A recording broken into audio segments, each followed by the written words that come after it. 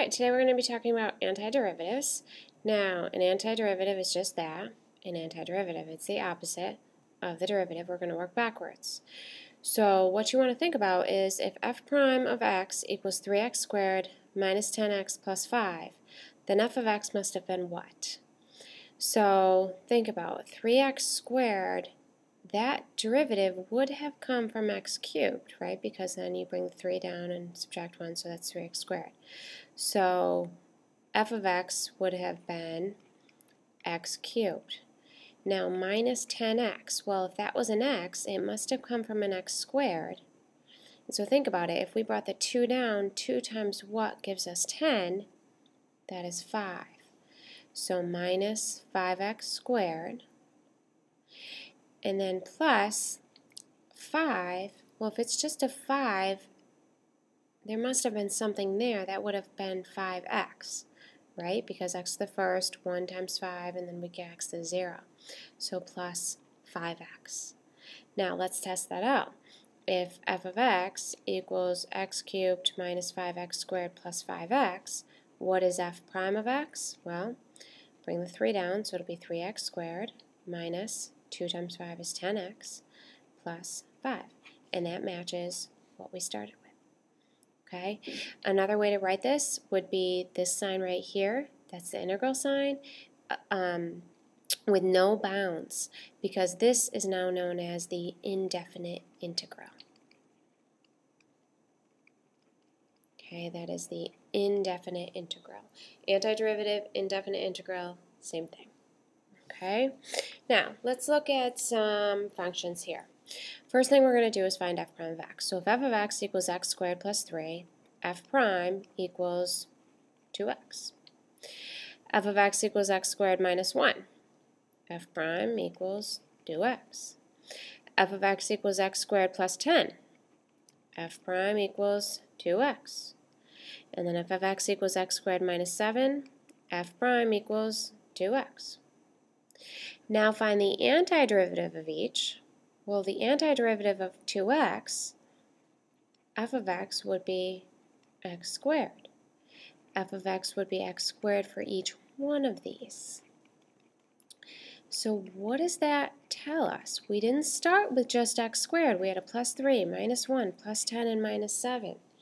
Now we're just getting our x squared.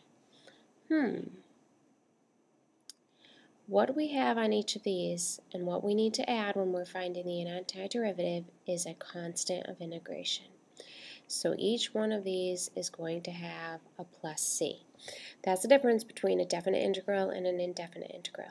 Indefinite integral, you don't have bounds. You're not finding a specific area there. You're finding a function.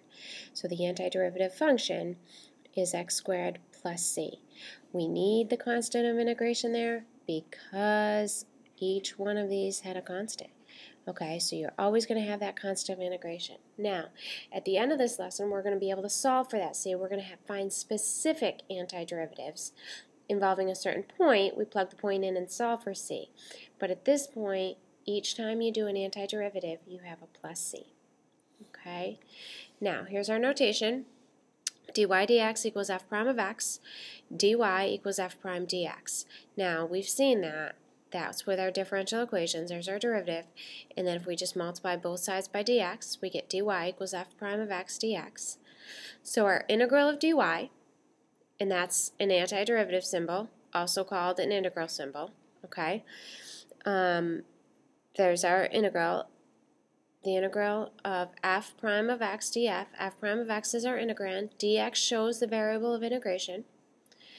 Capital F of x is the notation for the antiderivative, and then plus c is our constant of integration. Okay, so that's all your notation for it. That's what everything is and what you need. So let's work some of these out. Maybe.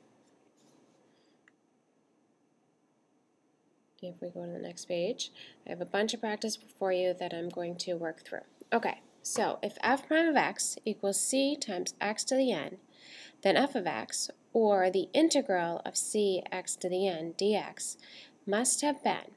Alright, if we look back, what we have to do to this n, we have to add 1 to it. right? Because when we do the derivative, we subtract 1. So to the antiderivative, we're going to add 1 to that n. And then if you notice, back on this page, not this page, back in the front, when we were figuring out this 5x squared, what we did was I knew that that had to come from x squared. And then I said, what did I multiply 2 by to get 5? So how you could have done that is done 10 divided by that new exponent. Okay, so in your formula, it's going to be c divided by your new exponent.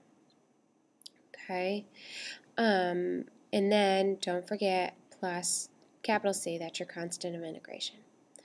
Okay, so we add 1 to our exponent, and then we divide whatever coefficient is there by that new exponent. Okay, so let's try some. The first one, f prime of x equals 9x squared plus 6. So that has to be moved to x cubed. And then what you're going to do is 9 divided by 3, which is 3. So 3x cubed, and then plus, just a constant 6, becomes 6x plus c. Okay. The next one, f prime of x equals 20x cubed plus 2. Well, x cubed needs to become x to the 4th. And then what we do is do 20 divided by 4, so that's 5x to the 4th. And a constant of 2, so plus 2x, and then plus c. You can always check these by then taking the derivative, making sure you get what you started with. Okay, and then the derivative of constant is just 0, so it works. F prime of x equals x to the 7th. Well, x to the 7th becomes x to the 8th. This coefficient is 1, so we have 1/8 x to the 8th plus c. Okay, 1/8 x to the 8th. That's your coefficient is just 1 divided by your new exponent. And again, if you do that derivative, 8 times 1/8 is just 1 x to the 7th. The next one, y prime equals sine x minus 2 cosine of x.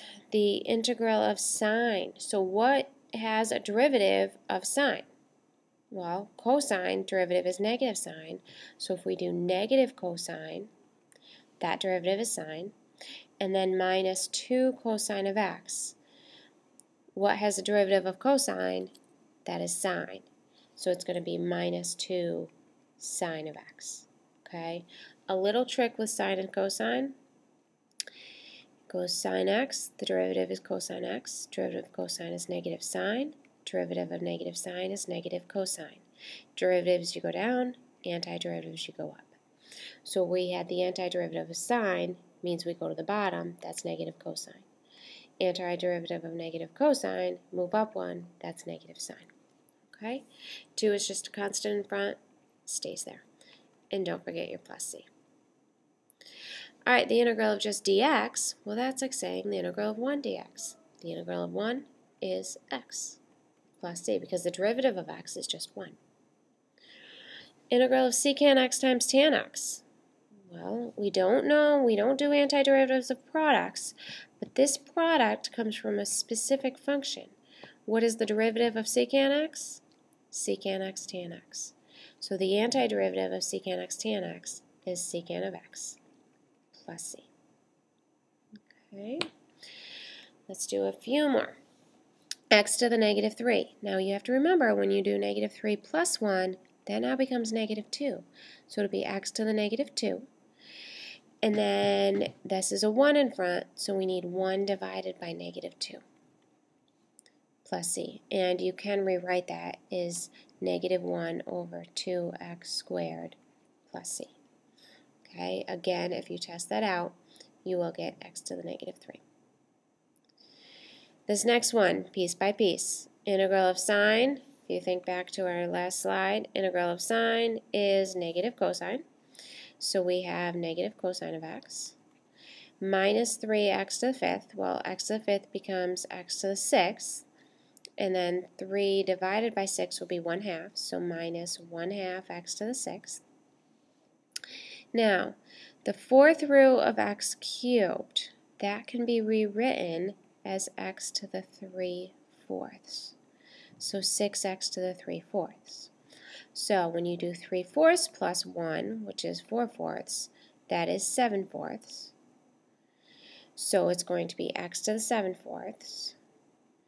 And then 6 divided by 7/4 which is 6 times 4 over 7, that gives us 24 over 7.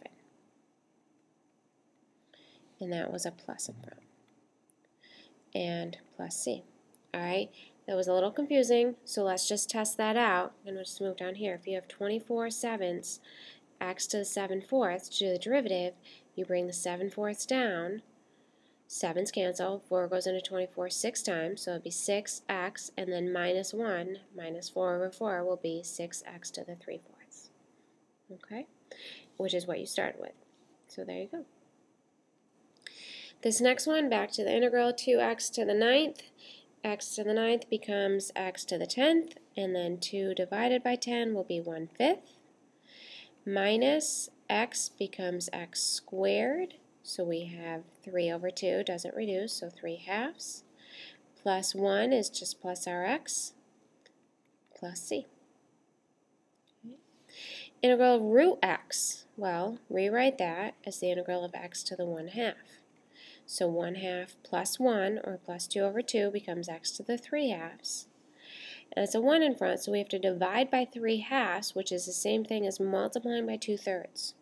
So it's going to be 2/3 x to the 3/2 plus c. Okay.